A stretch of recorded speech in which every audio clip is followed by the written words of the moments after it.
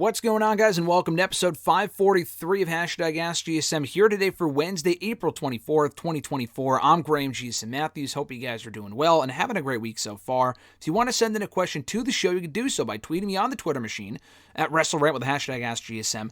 Find me on Facebook as well, facebook.com/Graham.GSM.Matthews. Drop a comment on the post I usually put up on Tuesday nights, if not on the wall itself. And last but certainly not least, drop your question down below in the comment section on this very video. I'll include your question in next week's edition. Let's get right into it here. Hand sanitizer first. Hand sanitizer 1963 from YouTube. Their question was, what do you think of the idea for NXT to add a tournament or a record standings that after the year, if you win the tournament or standings, or finish like in the top 2 or 3, you will be promoted to the main roster like real life sports, especially soccer, and maybe even then take it a step forward where if you struggle to win the whole year on the main roster, you could be relegated. That being kind of like relegated to NXT. Is your I don't watch soccer, a lot of sports, but I assume that's what you mean by that, by being relegated to NXT. He continues on, I could see it making a wrestler go down, relegated and working himself, go down to NXT, relegated and working himself to get back on the main roster. And it could also help hype young up-and-coming stars. You know, I'm not going to completely shit on that idea. That's not a bad idea. I always thought for the last 10 years there could be some sort of concept in NXT where if you win, like in TNA, they had the Ultimate X thing, and you can cash that in for an opportunity at the World Championship.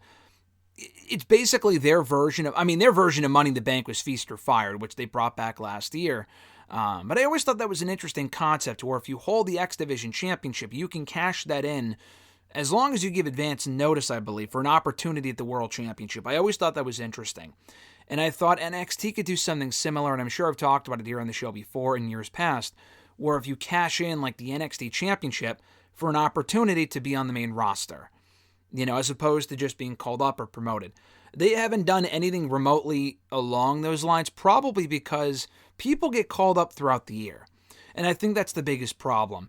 Not that people get called up throughout the year, but the biggest issue with what you're talking about as to why you can't do it.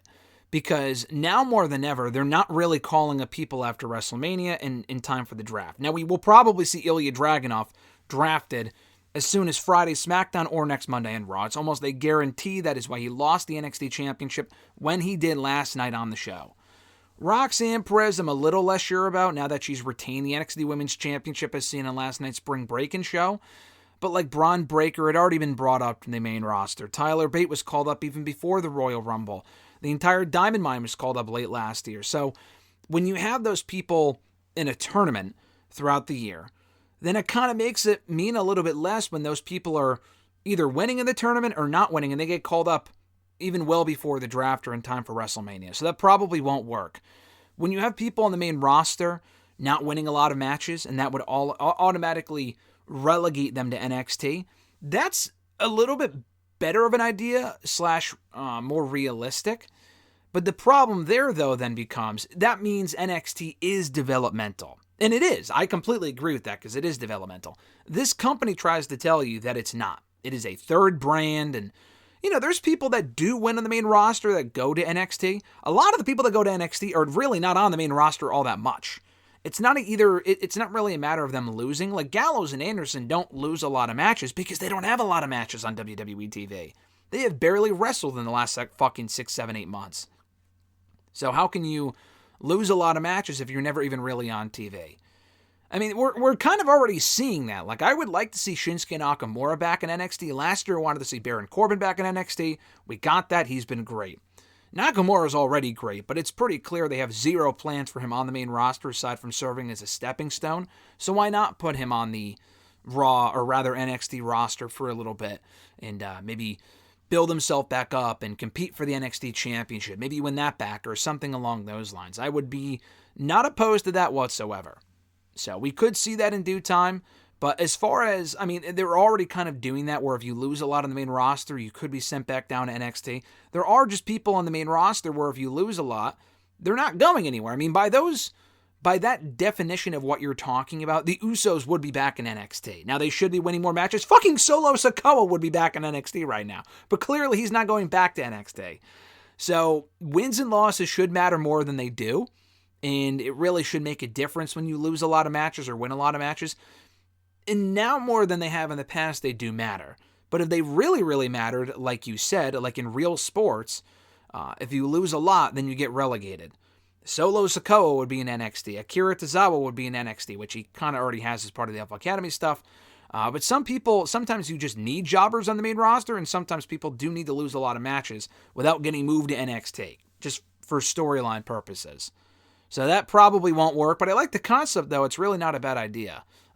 It's just that wins and losses do not matter that much, and also for storyline reasons. I mean, also the same reason why I wouldn't do power rankings, which I like them. I like the general concept of them in AEW, but when you need someone to get a title shot, but they haven't won a lot of matches, you can't really explain why they're getting the shot, aside from it just being a wrestling thing. Sometimes you need just wrestling things where it doesn't make sense from a storyline standpoint. I mean, it makes sense from a storyline standpoint for someone to get a rematch, but they're not winning a lot of matches. Like if someone comes back from injury, they haven't won in a while, but they should be owed a shot at that championship.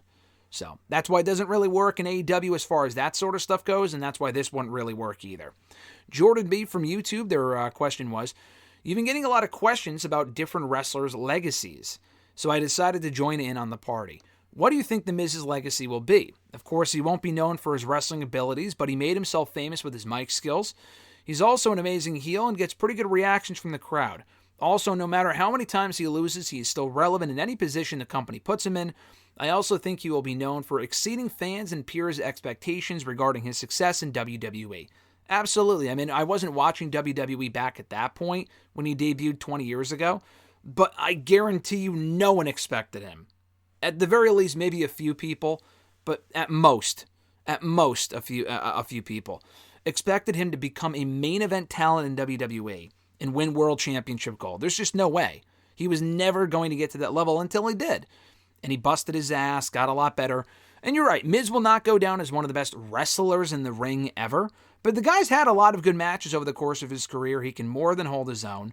He's had a lot of good feuds, memorable moments. He's had longevity, obviously, and he's not bad. It's not like he's just there for the sake of being there. Like Dana Brooke was there for a fucking decade. Dana Brooke was really not all that good.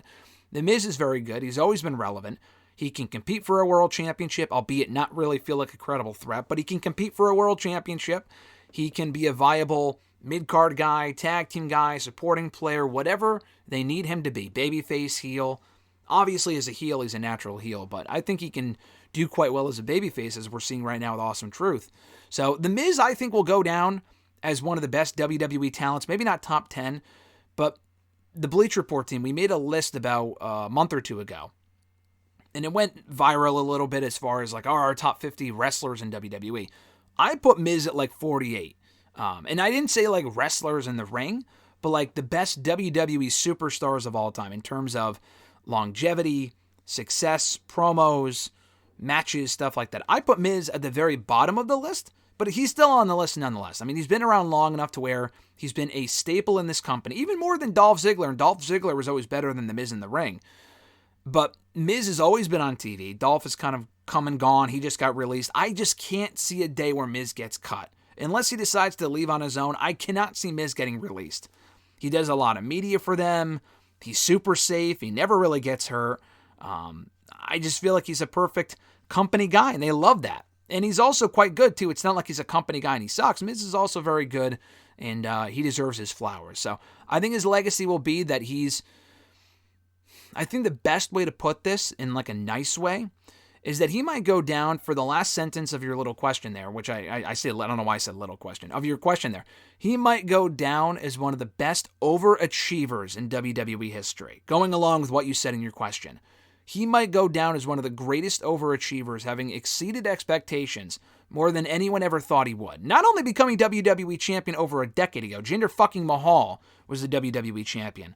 But The Miz not only got to that level, but he didn't really stay at the main event level. He didn't stay at main eventing WrestleManias. But he has stayed relevant in WWE ever since, and prior to that point as well. More than anyone else in the past 10 years. That was not, like, expected to become a world champion in that company. So, that will probably go down as his legacy, in my opinion. Micah Does It from YouTube, their question was, Will Jacob Fatu debut at Backlash and cost Jey Uso the World Heavyweight Championship against Damian Priest? I thought so, but then, I saw that report from PW Insider. He's expected to debut within a week, and that report came out on Monday. He wasn't on Raw, so he could very well debut by SmackDown on Friday. Sooner the better. Jacob Fatu's amazing. We could see him on Raw next week being drafted. I don't know how he could be drafted if he's technically not in the company from a storyline standpoint. I think he just shows up and wreaks havoc. I think it might happen on Friday. If it doesn't happen on Friday, it could very well happen at Backlash. This could be a factor too, and not to forget about this. He has a criminal record. Like, he's not like a terrible person from what I understand. He does have some legal issues from the past. And the reason why I bring that up is a lot like the Usos. I don't know if that prevents him from traveling to other countries, like France, for Backlash. So that might be why he's not on that show. He might not be at Backlash because of that. I think at Backlash we could get Kevin Owens and Randy Orton versus Solo and Tama Tonga. They don't even need to debut Jacob Fatu in WWE TV yet. So if the legal thing's a problem, he may not debut on that show. It could be soon after. I think it is within the month. It could very well be as soon as SmackDown on Friday. But I think if not on SmackDown, and if not at Backlash, which is not a bad idea, costing Jey Uso the championship and getting Jey Uso kind of wrapped back up in the Bloodline stuff, they'll reunite with Jimmy Uso at some point, probably soon, unfortunately. Then he will debut by probably the end of May, would be my guess. Chris W. from YouTube, their first question was, he says, "Hi, Graham, hope your week is going well and you are doing great. I thought Dynasty was awesome on Sunday, and I can't wait to see where AEW goes from there.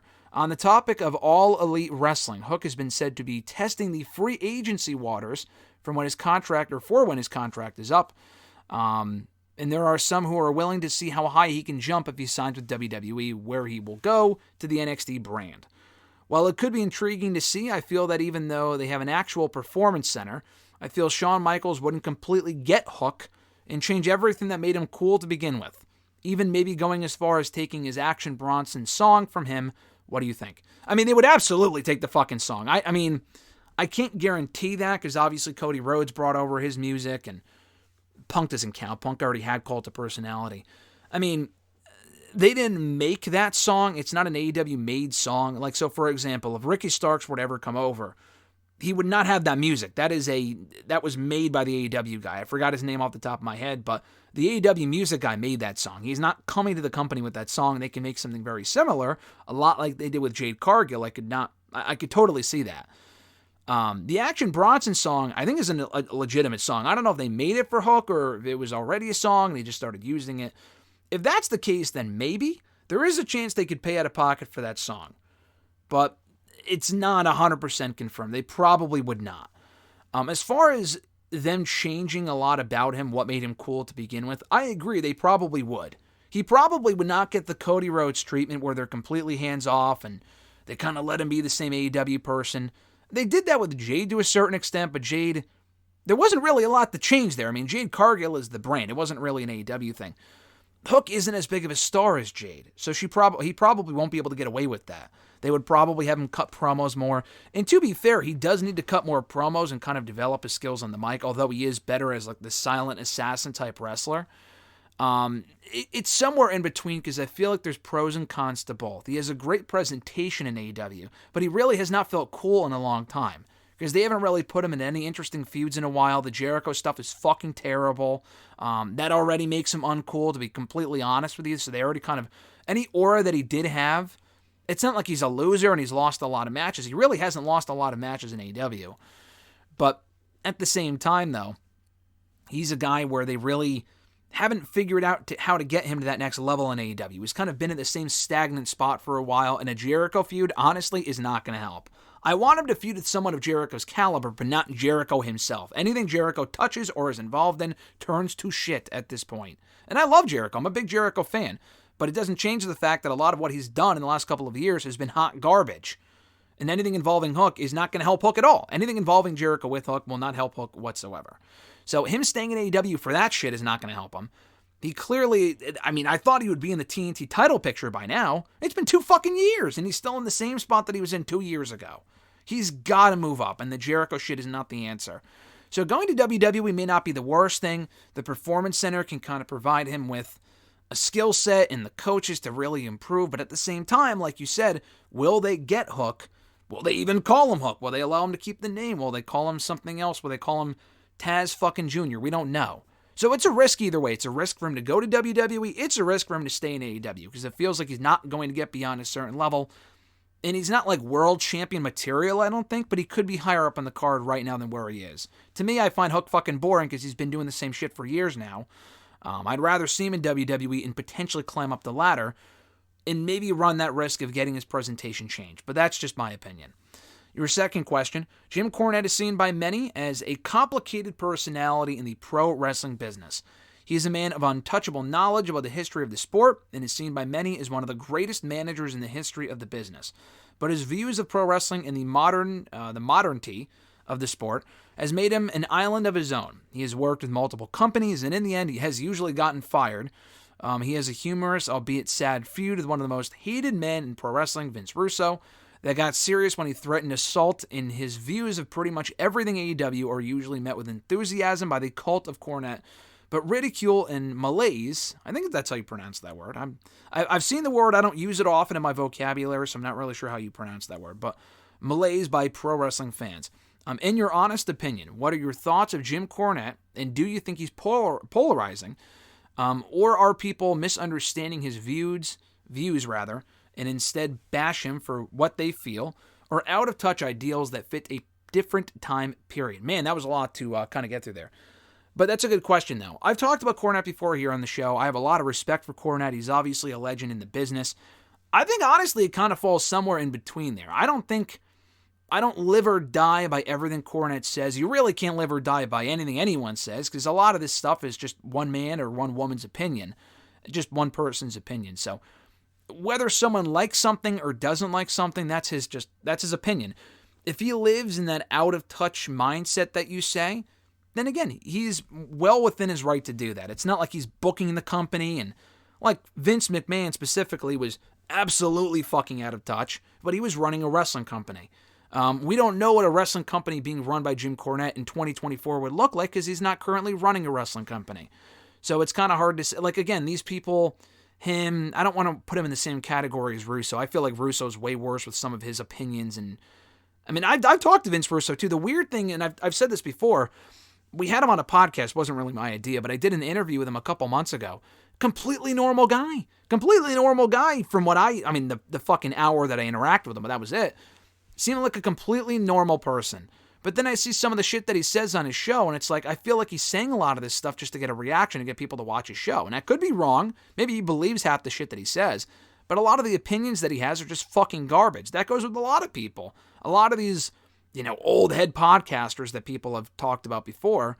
I guess you can include Cornette in that, and Russo, although they're kind of in two different categories for me personally, but him, Booker T might be another one. I just talked to Booker T the other day. I love Booker T, and some of his opinions are definitely questionable.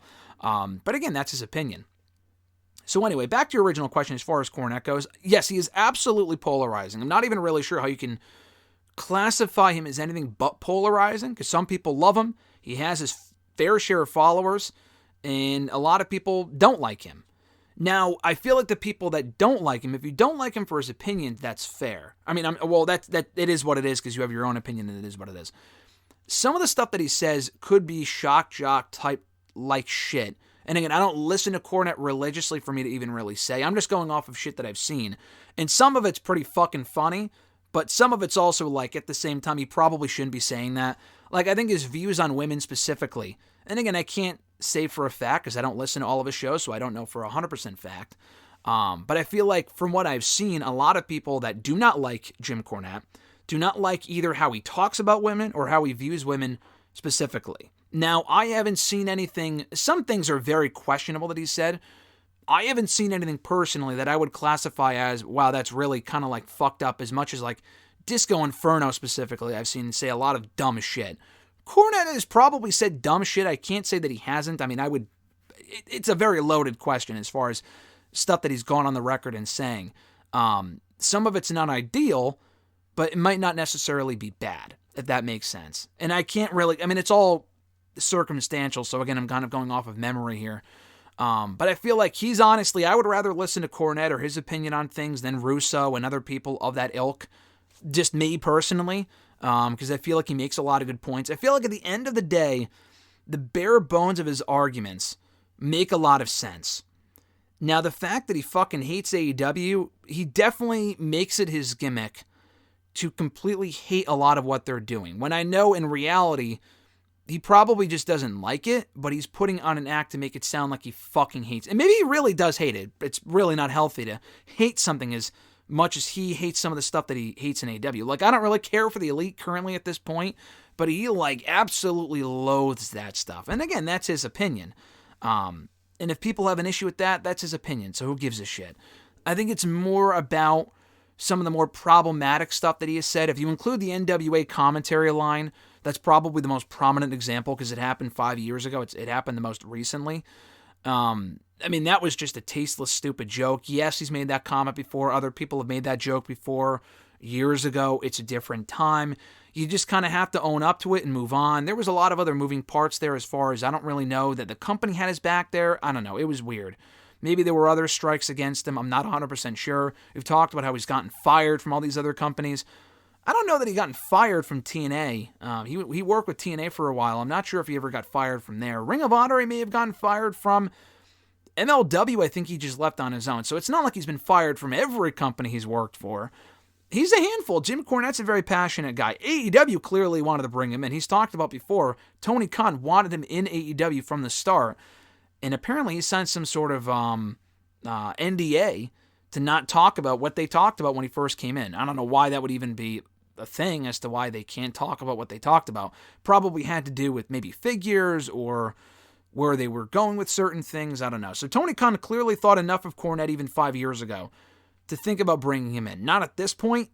And he might be a liability to some of the stuff that he says online and whatever, and people just looking at him as like baggage or whatever. But I think he offers a lot as far as his insight on the business, his knowledge of the business. It's not clear cut. It's certainly not clean, a lot of what he says, if that's the best way to put it.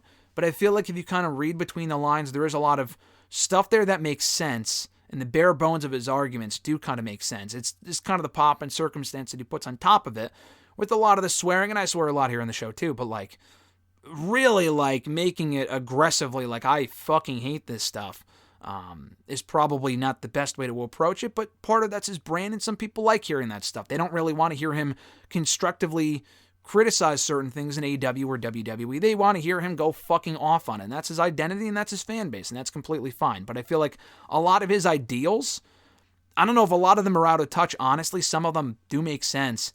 It depends on the person you ask. So that's a loaded answer. I apologize for the long answer, but I thought it was a good question because there's a lot there with Jim Cornette as far as, is he problematic? Should he be canceled? Is he a cancer? Like, I wouldn't really go that far with any of that stuff personally. I like Cornette a lot. I think a lot of what he says, I don't know if I agree with everything, but it's kind of how he goes about saying it and not really having a filter there, and had that shock jock, like, oh, like making really aggressive, dumb comments about, you know, some of it's not really, it's what he says. Having an issue with certain people is okay, but kind of making offensive remarks sometimes, which I don't really think is an often thing, is kind of problematic. But I don't think he's a problematic person overall. But again, there's a lot there, though. There's a lot there. So I apologize for the long, rambling answer. All right, we move on now. Next question, also from Chris. Last week you mentioned great WWE main event matches on the show main event. This week, even though you aren't the biggest fan of the show, can you name me several great or underrated Rampage matches? Honestly, I can. That's coming from someone who has watched every episode. Because at least main event, there's 10 years to go off of. In that first year, had some really good matches. And the person who would ask the question, I think it was Jordan. He listed a lot of great matches that I remember. Like, oh yeah, I remember this one, that one, whatever. If you named me Rampage matches, I'd probably be able to say, oh yeah, that one was really good. The problem with Rampage, it actually has the opposite issue of main event, where Rampage has had a lot of amazing matches. Like some really amazing matches. More amazing matches than main event has had, will ever have, whatever. But a lot of them just blend together because the matches are always really, really good. Now, the show has been very forgettable for a long time now. It's been very inconsequential for probably the better part of the last 2.5 years. The best stretch of Rampage shows was when the show started in late 2021, when Punk was on, Kenny Omega was on, some of the other members of the Elite were on there and stuff like that. I could probably name some of the Grand Slam matches that have taken place on Rampage when they do the Grand Slam September shows. But I think the best match in that company or in the show's history would probably be the very first match, Kenny Omega and Christian for the TNA World Championship. Great match, rare loss for Kenny Omega, rare one-on-one singles loss, whatever. Christian picked up a big win. It was a fantastic match, arguably even better than the All Out match a couple weeks later. And it was a great way to kick off that show and kick off the Rampage era. Any of Punk's matches from early on in that time period when he was facing Matt Sydal and Powerhouse Hobbs, those matches I enjoyed. I can't think of any that really stand out from 2022 onward, and I've been to a few Rampage shows and stuff like that. I just feel like a lot of their matches have really run together. But there's a lot of very good matches. A lot of them I don't remember because a lot of them are just the same every single week. And then they're all very, very good. So if they're all very, very good, none of them really stand out. But that first match does stand out between Omega and Christian from the premiere episode in August of 2021. Your next question, who do you see as the more believable future world champion? Ilya Dragunov or Gunther? Both dominant champions, both dynamic competitors, and both natural in their roles. Who do you see as someone Triple H would likely put the belt on first? Good question, easy answer, absolutely Gunther. I mean, Gunther's already there. Gunther was already the Intercontinental Champion for almost 2 years. He looks like a guy they would put the World Heavyweight Championship on or the WWE Championship. He has suffered very few losses. Ilya Dragunov doesn't lose a lot either, but he's a smaller guy. And I've said before, I feel like the size thing does matter to this company regardless of the regime. It definitely mattered more to Vince than it does to Triple H. But Ilya Dragunov does not stand out as a guy that will be a dominant world champion or a champion for as long as Gunther has been and probably will be in the future. So I would love to see Ilya Dragunov as a world champion in WWE, but they have so many great competitors in WWE right now that haven't gotten their opportunity yet or need it again before Dragunov gets his spotlight. I don't see Ilya Dragunov probably ever being a world champion in this company. I would have said the same thing about Daniel Bryan 14 years ago, and obviously he became like a fucking 5-time world champion, but I feel like he was an anomaly, and we haven't seen a lot of people like Bryan that started out. He's also a smaller guy. And Bryan Danielson is one of the best wrestlers in the world, but so is Ilya Dragunov. But there was just a certain something about Danielson specifically that made him a special case. Dragunov is also very special, but I don't know how well he will translate to the main roster audience. It wasn't really until the Yes thing that Daniel Bryan really got over with the WWE audience. And then his wrestling skills kind of helped with that as far as reminding people of how good he actually is. He was out there having great matches before that, and people didn't really give a shit. So Ilya Dragunov might end up in that same category unless he can really connect with the main roster audience in the same way that Daniel Bryan did. Beyond that, I don't really see him probably winning a world championship in WWE beyond the NXT title. Gunther will definitely be world champion before he is, and a more believable world champion at that. Just by the pure fact that he's a bigger guy, he's more intimidating, and he's been booked better already in WWE than Ilya has been. And Ilya's gotten a great build-up so far, but Ilya looks like a more vulnerable champion than Gunther does, just by looking at them. Joe M. from YouTube, their question was, do Def Rebel get more hate than they deserve for the theme songs that they put out? Sure, they're not perfect. I particularly don't like how whenever someone turns heel, they'll just remix their old theme instead of giving them something new. But they do have some great bangers, Roman Reigns' LA Knights and Solo Sikoa songs, just to name a few, yet they seem to be met with near universal contempt from fans. I assume you mean Def Rebel are met with universal contempt from fans and not the songs themselves, because I feel like Knights and Romans, I feel like the majority of fans love those songs. Solos, I don't like Solo's song at all. I'm gonna take it all, whatever the fuck it is. I actually like this NXT instrumental music more. I don't like the marching band music that he comes out to now, but that's just me. I'm definitely in the minority there. No, Def Rebel are just not very good. Yeah, they've created their fair share of bangers. It's not like they've had every song they make is awful. But I feel like Jim Johnston and even CFO did a much better job of tailoring music to that particular person. Now, there have been times where they gave music, it was meant for someone, like they made Glorious for Shinsuke Nakamura. That to me just doesn't make sense. The AJ Styles music I can kind of see for James Storm. I can't really visualize it because AJ's had it for so long, or had it for so long before he ditched it at Mania. But still, I just feel like they did a much better job of coming up with themes, even for lower level people. Like Akira Tozawa's CFO music was fucking fire. A lot of the CFO, or Def Rebel songs rather, are just like generic bullshit that sound the same. At least when someone came out during the CFO era, not every song was great, but a lot of them you can distinguish, all right, it's this person, that person. Like now they're having to say their names in the beginning of the songs to tell people who they are. For New Catch Republic or Damage Control or whoever it might be. Someone made a whole meme about it on Twitter, in the last couple of weeks, and Twitter was ripping apart Def Rebel last week, and honestly, I don't blame them. I don't want to see anyone out of a job, but WWE, the next step in improving the presentation of the product, the creative's better, the camera shots are better, that's all great. Give me better theme songs. And they can keep, they can have a mishmash of songs from different eras. Like, they can keep Jim Johnston songs and CFO songs and Def Rebel songs, and then also bring in someone new, or bring back Jim Johnston. CFOs, I think, broke up, so they're not coming back. But I just hate the idea, and I'm sure it's a money thing or a licensing thing or whatever, that they have to change everyone's music for the sake of changing it. And it's always a fucking downgrade. That's the problem. Some of Def Rebel songs are great. The problem is a lot of the people that they've changed songs for, the songs are worse. Like the DIY theme song is worse than the one they had in NXT. And yeah, that was instrumental, but it was better than the fucking Disney Channel, we are DIY. Like, it's not good. It's not good. I don't hate it, but it's certainly not good. I mean, I can go on and on. I could look at the entire fucking roster and rank this shit as far as, oh, that one's worse than that one. A lot of the songs are worse than the one that came before it. It's always a downgrade, and that just does not make them look good. It does not make the company look good. It doesn't help the wrestler, and the music is a big part of their presentation and helping getting them over. They really need to fix that. I don't know what it's going to take. Improve Def Rebel, or bring in a different band, or bring back Jim Johnston. I don't know.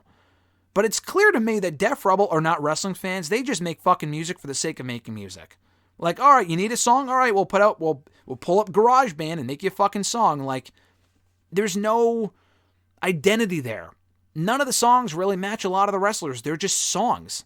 Like, Shayna's music sucks. Shayna's music is awful compared to the song that she had previously. Ricochet's song has grown on me a little bit, still significantly weaker than the CFO song he had previously. The songs are fucking awful. They need to really do a better job of not changing music or just producing better music. It's absolutely a problem, and they need to fix it. No L from Facebook. You asked me about the top 5 Sam Raimi Spider-Man moments. I have no fucking clue. I've seen all the movies multiple times. I haven't seen them in a few years. I went back and watched all 3 of them before Spider-Man No Way Home. The Sam Raimi ones anyway. I don't know the top 5 moments, but they are great movies, and I think number 2 is back in theaters now, so go check it out. I went to go see Shrek 2 in theaters a week ago. Great movie. No L's question was, do you see Becky holding the Women's Championship until SummerSlam, only to lose it to Liv Morgan or a returning Rhea Ripley? No, I don't. I think she'll probably lose it before SummerSlam. I think she should lose it before SummerSlam. SummerSlam's in early August, so that's really only about 3 months away. I guess she could. Becky does not need to be champion for 3 months. This really should be an interim thing. Liv should beat her for the belt on the sooner side. We don't know when Rhea's coming back. Liv should win the belt closer to when Rhea returns. She does not need to win the championship now. I was perfectly fine with Becky winning the belt on Monday. If the idea is for Liv Morgan to come back and, or for Rhea to come back and feud with Liv, and Liv's the champion. As long as Liv beats Becky for the belt, and something she has never done before is beat Becky Lynch in a one-on-one match, then I'm okay with them not putting the belt on Liv right now. But they have to put the belt on Liv at some point. Otherwise, she already kind of is a loser from a storyline standpoint. All she does is come up short and is second place in a lot of these matches. So hopefully they can put the belt on her before SummerSlam. I feel like they have to. To put the belt on Becky for 3 months, to put it on her on Monday for a month or two, that's fine. To drag it out any further than that when they don't really need to, that's a problem. Liv should beat Becky for the belt by cheating and turn heel that way.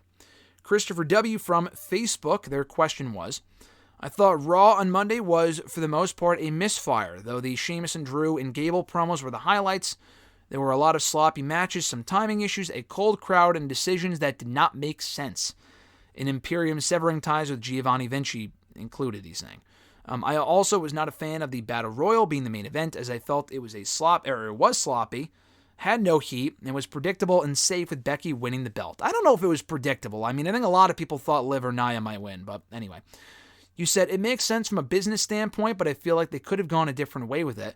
Do you think Triple H and creative took too much took too much of the safe route? And you feel that he didn't have much of a choice, as nobody in the Raw women's locker room has the star power to lead the division? It's only a temporary thing, I think, that Becky's champion. Now, I could be wrong. I'm not saying it's a guarantee, but Rhea was an established world women's champion. Becky is already established. Liv, not as much. Nia, I mean, they're established, but not to the degree that Becky is or Rhea or whatever. And they've been around longer than Rhea has been, obviously, but Rhea's way more of a star than those two combined. The thing with Becky, I would hope that she's only champion to put someone else over. I would say it would mean more for Liv to beat Becky in a one-on-one match than it would for her to win a fucking random battle royal. And people may not even really know how to react if she won the championship on Monday. Is she a face? Is she a heel? At least if she beats Becky for the belt, then that way she can solidify herself as a heel by cheating or attacking her afterward if she loses and then wins the belt from her later on in a rematch, whatever. That's the route that I would go. As long as they end up on the same show in the draft, that's kind of imperative. Nothing's ever really set in stone with WWE as far as that sort of stuff goes. But Liv just winning a battle royal to me wouldn't have really meant anything. I think her beating Becky makes more sense. So I was perfectly fine with the decision. They really have no one else in that division to lead the division right now. No one else in that Raw roster, women's Raw roster, is really all that over. They need to fix that with the draft some women to SmackDown, bring some over women to Raw, do a better job of building up women to make them over, stuff like that. I was fine with Becky, honestly. As long as Liv wins at some point. You know, Becky needs a win too. She lost at WrestleMania, and she was winning prior to that point. She won Elimination Chamber, sure. But Becky can't lose at Mania, lose in the Battle Royal, and then never really get the belt, and then what, go to SmackDown? She's not going to SmackDown. I mean, I guess she could have, but I don't want to see her beat Bayley for the belt. Becky needs, her story felt completed with the Battle Royal win. Now you can I'd rather have Liv beat Becky for the belt than Becky beating Liv, which probably would have happened. So I had no issue with it personally. His second question, I did not watch the show live, but I did read reviews and saw highlights from TNA Rebellion, and I have to say I thought it was an infuriating to read and watch, especially the trash booking during the Knockouts title match and the main event match, with Matt Hardy returning and putting himself in the title picture.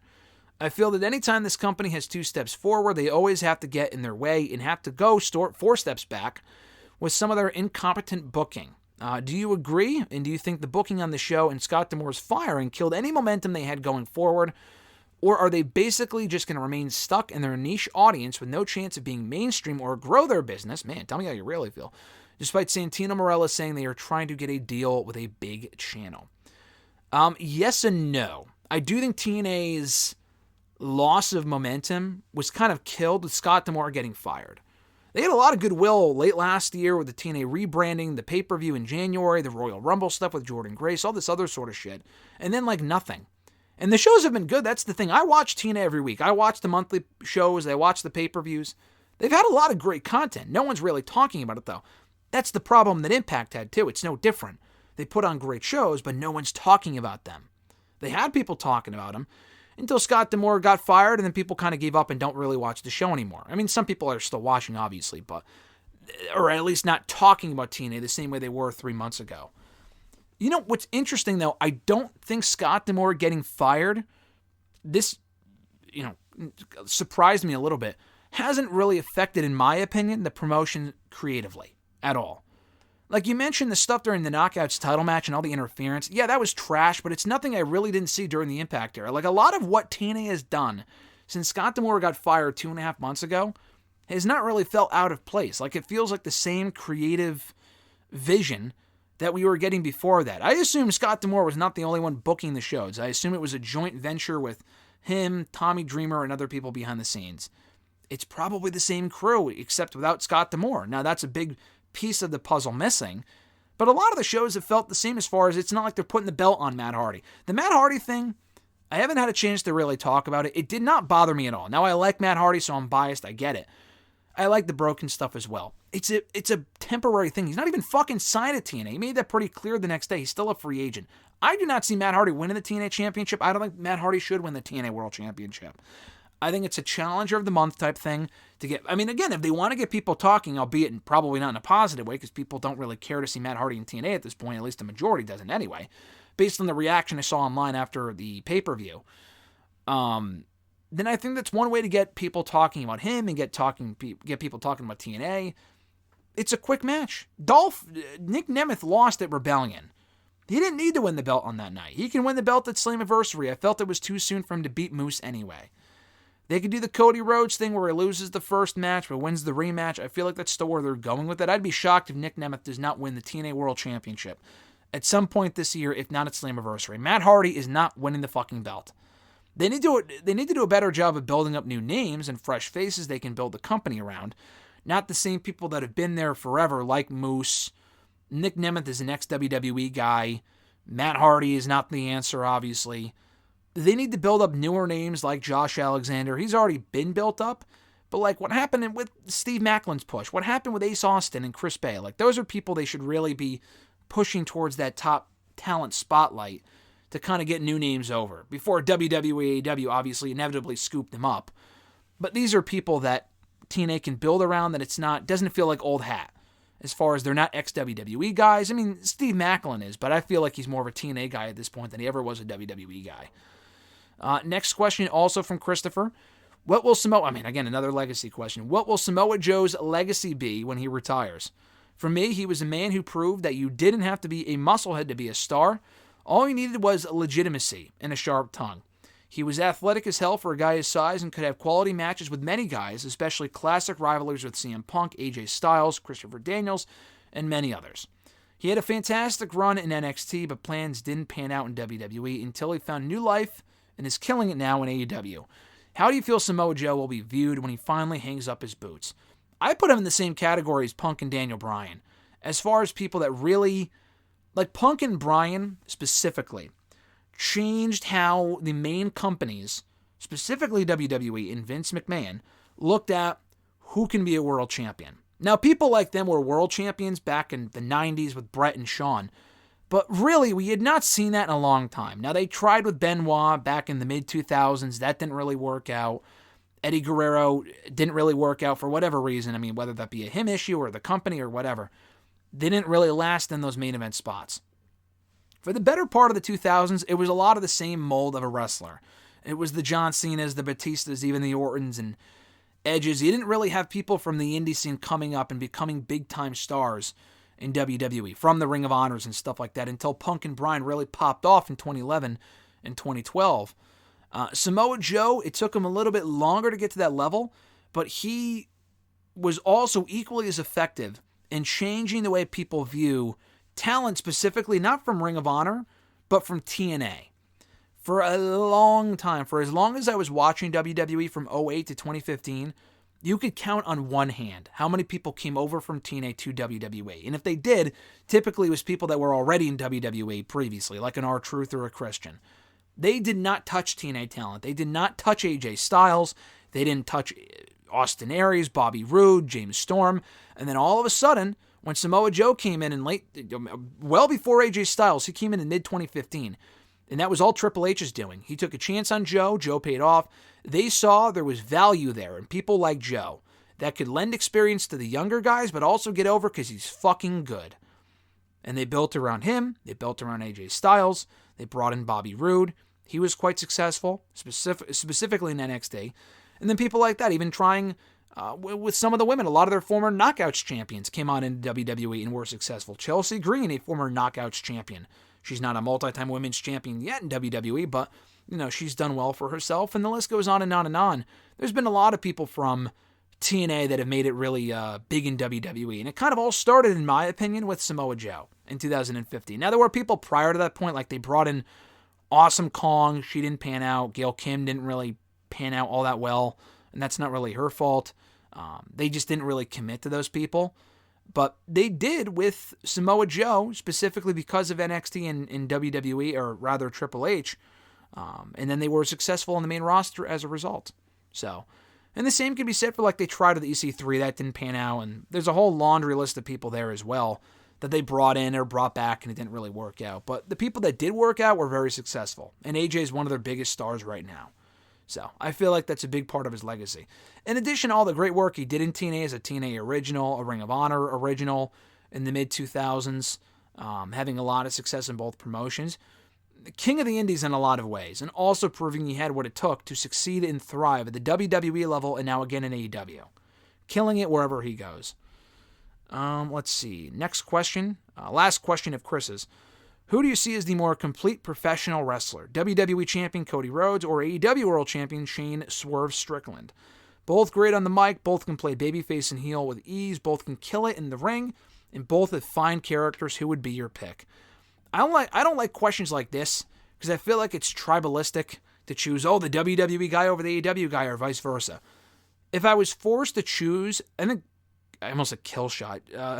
Swerve is better in the ring than Cody from like a technical standpoint and having more exciting matches. Cody's matches usually tell a better story. Cody just connects with the crowd in a way that no one has before, specifically in WWE right now. He also has the system behind him. He did not connect with the audience as well in AEW. So if you put Swerve in front of that WWE audience with his current presentation, I do think he would get over. Cody Rhodes, you're asking me who is the more complete pro wrestler?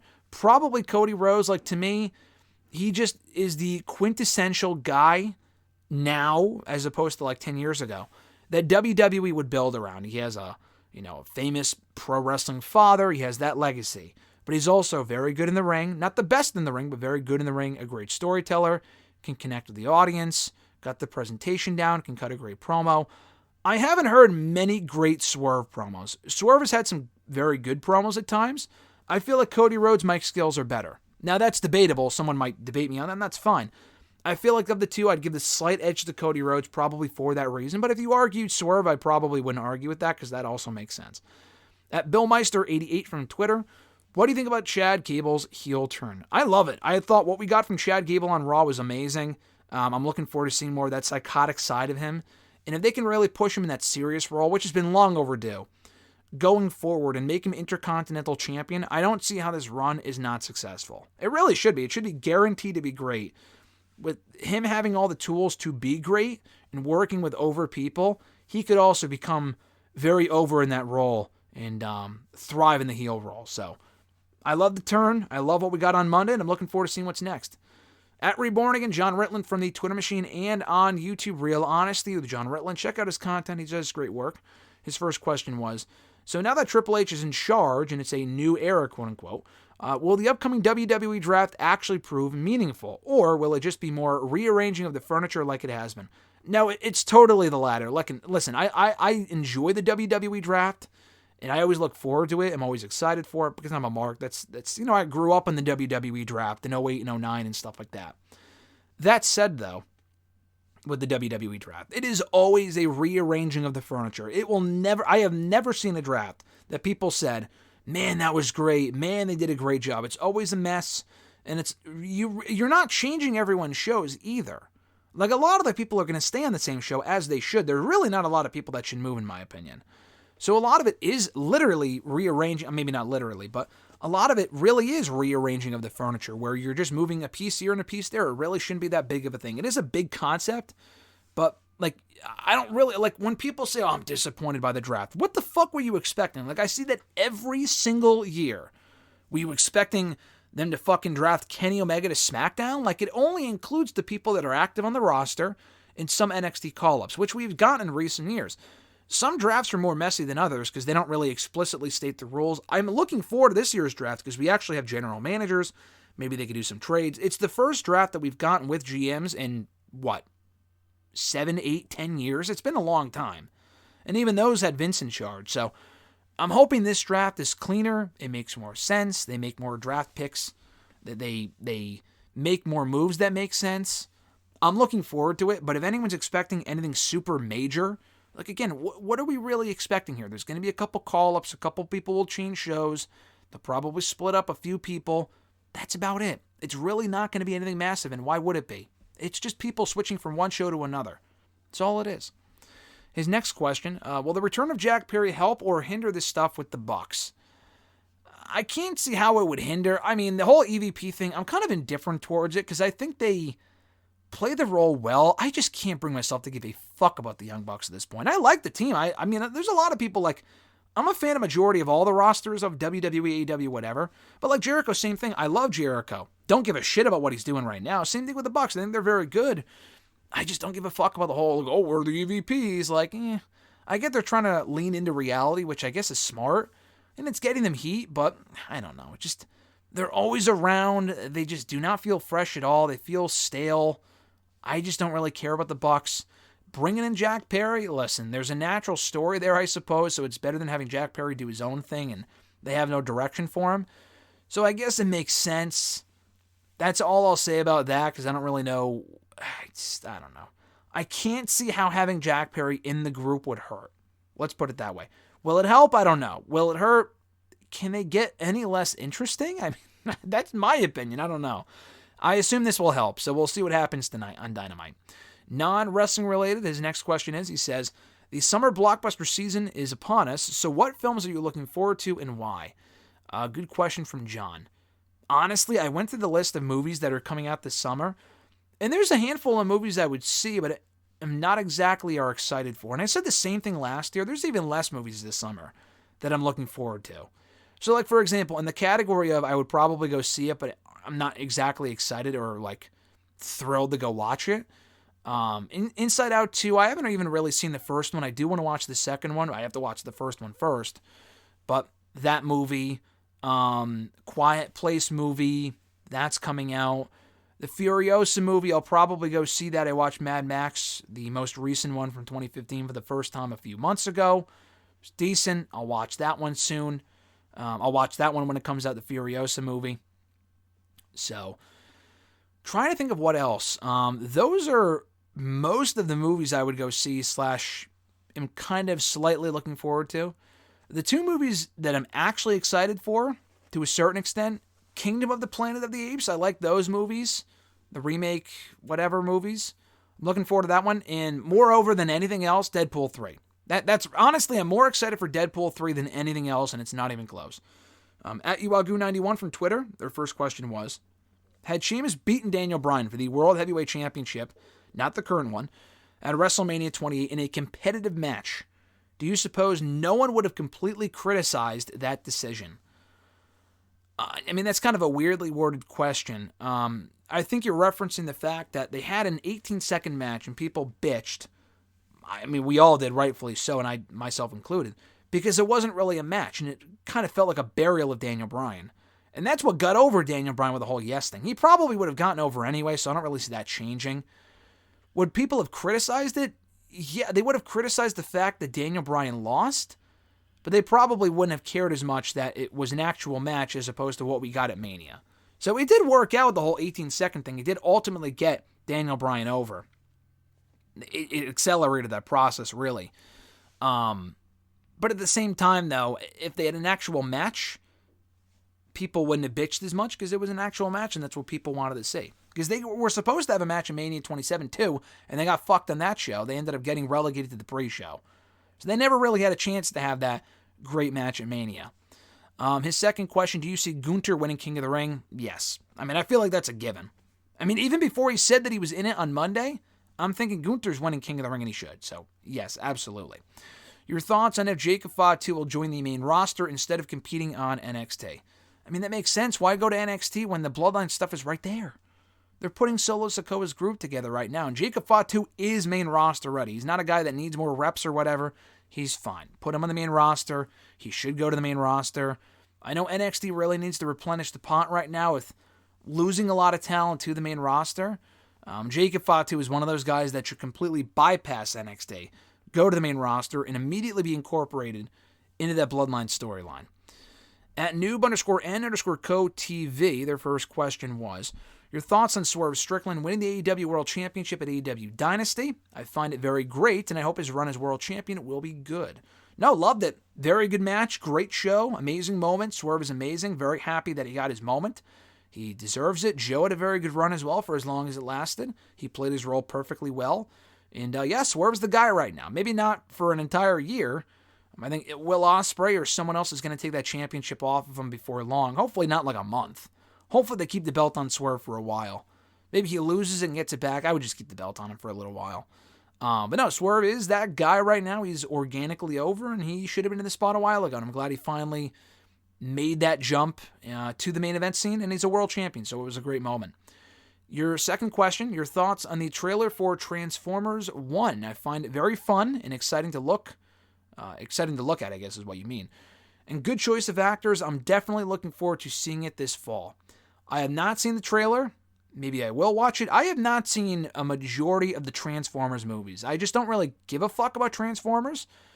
At some point, I will go back and watch them. Alexis liked those movies, so we'll probably have to go back and watch them at some point. I don't really give a shit about them. I think this one's another prequel. Okay. So, no, I don't plan on watching the trailer. I don't plan on watching the movie unless I watch all the other Transformers movies before then. Before then, maybe. At some point I will, and I'll get on board with them. I'm not sure how much I'll enjoy them, but I'll give it a shot. At Man Called Bags from Twitter, his question was, should Alpha Academy stay on board with Chad Gable as heels, or should they rebel and remain as baby faces? What are the pros and cons for both routes in your opinion? No, he should totally ditch Otis and Akira and Maxine. They're comedy characters. They don't need to be heels. Akira Tozawa is not a heel. That's not going to work. He should try to get them to cheat and turn with him, but ultimately they'll be unsuccessful, and they'll be jumped by the Creed brothers. That is the faction to go with. Gable and the Creeds is a heel faction. That is the end game. They're not rushing into it. Maybe they will next week. I don't know. I guess we'll see what happens in the draft. But he really should end up with them ultimately. At the Average Grunt from Twitter, his question was, unlike the new World Tag Team titles, the new WWE Tag Belts notably don't share any design similarities with their singles counterparts. Are they perhaps a glimpse of what the new men's and women's WWE titles could look like? Listen, Grunt, this is funny. I was listening, because I've mentioned here on the show before, it's pretty clear. I watched the Solomonster Sounds Off shows, podcasts, whatever. He's probably the only wrestling content creator I listen to or watch regularly. Literally the only one. I just don't have the time for anything else, and I've been listening to his shit for like so long now. I'm not subscribed to anyone else's channels. I'm not like subscribed to anyone else's podcasts. Like how some people are with Cornette is how I am with him. I think he has a very level-headed take on pro wrestling and shit like that. So anyway, I listen to a lot of his shit. I listen to the Raw reviews. In the background the other day, yesterday actually, I'm listening to his Raw review for Monday, and he's answering chat questions. And he says, at the Average Grunt. And I'm thinking for a second, what the fuck? Because like I listen to this guy all the time. So to hear him say your handle, which I don't think I've heard before, because I listen to all the streams and all the podcasts. I don't know if I've ever seen you send in a question to him before. You sent in that exact same question. And you know what I'm thinking? I am thinking this motherfucker is going to send me that exact same question on Wednesday for hashtag AskGSM. So sure enough, that's exactly what you did. The funny thing is, what he said are also my kind of thoughts as well. He said that, yeah, I could see what you mean, but I don't see that happening. I also don't see them changing the men's and women's singles titles. That is a great observation. I just thought that was so fucking funny that you asked the same question to him, and then I heard it, and that we have the same opinion on it. I mean, I have a lot of the same viewpoints as him anyway, because I feel like he's very level-headed, like I said. Some stuff I don't agree with, but that I do agree with. As far as the belts go, that just because they don't have the same designs, which would be fucking stupid for the tag titles to have the same designs as the women's and world titles would be ridiculously dumb. So the fact that they're different designs doesn't really mean anything. Could it mean that we get different world championships at some point, or at least a different WWE title? Yes, it is possible. Does that mean that we are definitely getting a new world championship at some point? No, I don't. I think, like he said, you're probably reading too much into it, but it's not impossible. So again, I thought it was really funny you sent that question to him, because I heard, it was weird hearing him say your handle, because I say it here on the show all the time. I've known you for over a decade. But for him to say at the Average Grunt, I'm thinking, wow, my mind is like fucking blown right now, because I know Grunt. I know Solomonster. We did a review. We actually did an interview here on the channel 10 years ago, but also recently, check it out, G-Plug, talking about House of Glory. But for him to mention your handle, like, blew my mind when he said that, so I just thought that was funny. Thank you for sending in the question, and all of you as well, per usual. Last two questions at E13A from Twitter. First one being, thoughts on the new WWE, or not new, thoughts on the recent WWE and AEW budget cuts. Yeah, budget cuts. Like, WWE really needs to save money these days. That's what they call it, though, budget cuts. Not a lot of shocking names. The only one, honestly, among the recent releases in both companies that really bothered me was Cameron Grimes more than anyone, because they really fucking had wasted potential there. I wasn't really a fan of his when they brought him in 5 years ago. He was a good wrestler in TNA, but he didn't really stand out to me. He was fucking boring.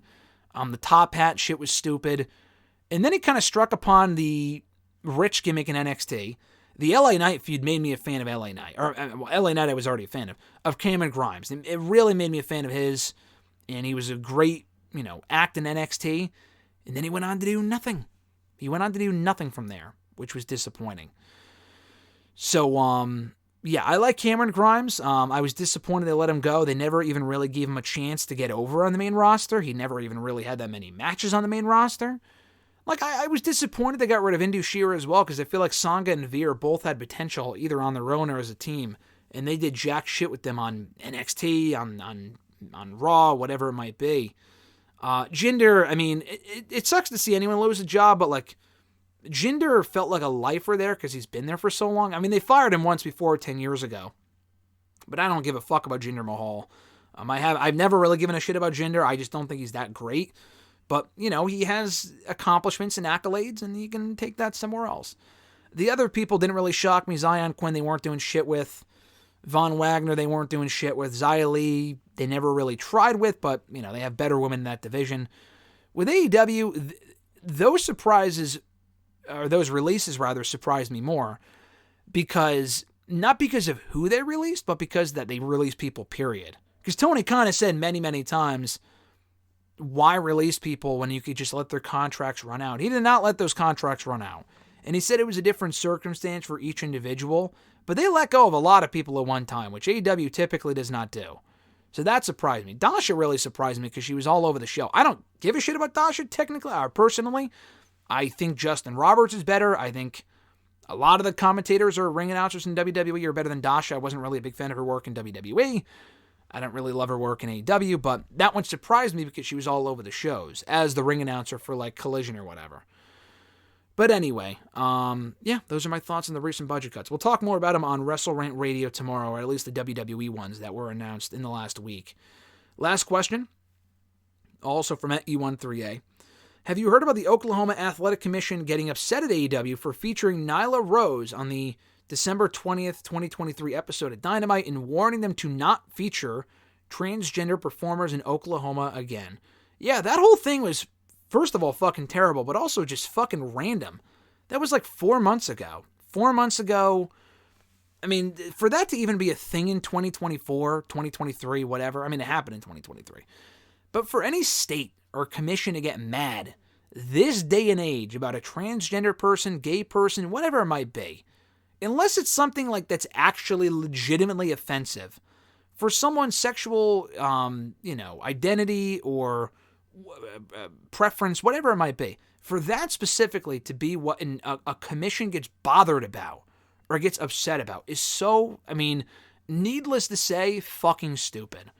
It was just so bad it is laughable that it's still a thing. I know some people will have their opinion. I understand that. There's a lot of nasty people in this world. I get that. But for a fucking commission to have an issue with that sort of thing was so laughable. It's so bad that it's, how is this even a thing? AEW, as people have said, should go back there and put her in the main event.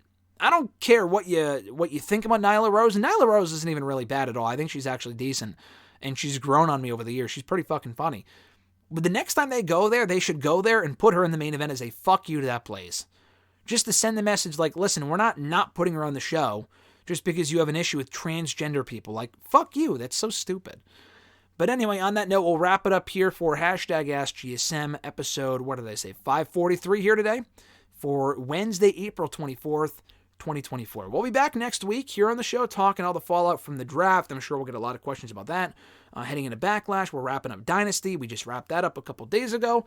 A lot going on now in the world of wrestling. Speaking of the draft, we'll have plenty of draft projections and whatnot, a mock draft on WrestleRant Radio tomorrow if you're interested.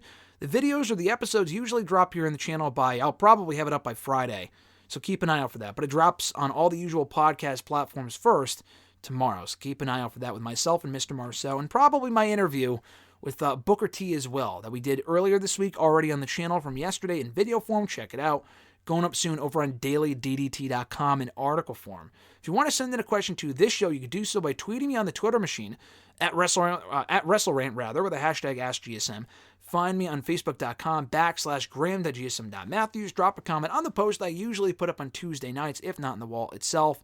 And last but certainly not least, drop your question down below in the comment section on this very video. I'll include your question in next week's edition. Have an awesome one, guys. I'm Graham GSM Matthews, and I'll catch your ass down the road.